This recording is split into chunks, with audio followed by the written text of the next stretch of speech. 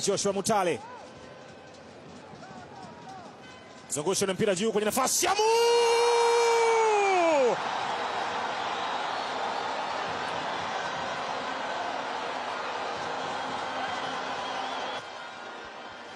Shamu Karabwe anafungua kaunti yake ya mabao. Juhudi zote zimeshindikana kwa kwenda kugusa ule mpira. Joshua Mutale Budo, in swing kona ile. Shamu Karabwe, macho yote yakiwa wazi, anatazama mpira ulipotoka. Anainama kidogo mno, kimo cha ndama kwenda kufuata ule mpira na kwenda kuandika bao kwa Simba. Joshua Mutale alitoa assist kwa bao la Shamu, lakini Neo Maema yuko kwa karibu zaidi. Unazungusha ule mpira na Maema kwenye nafasi.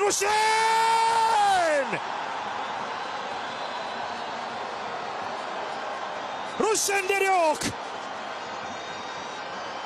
anaandika bao la pili kwa upande wa Simba. Aliuvizia ule mpira ambao unamfanya Selemani Matola apige makofi.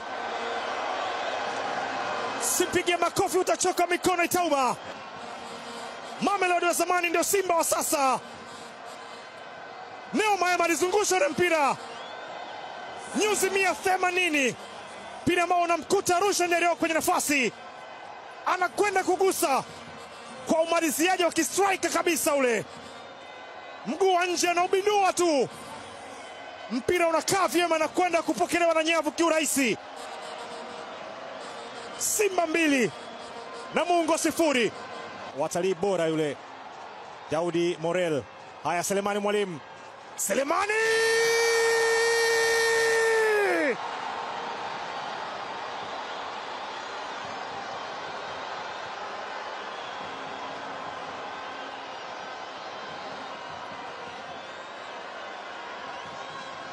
Selemani Mwalimu anafunga bao la 3 kwa Simba.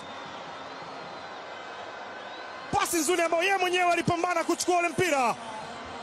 Makosa kiulize Daniel Emo, alimweka chini Hussein Kazi, akampa godoro, akamwambia hii ndio kazi ya mwalimu, kwenda kuwaongoza wengine pia. Selemani we anatema mate kushoto, anafikia kulia. Hussein Kazi akadondoka chini na kwenda kuandika bao la 3.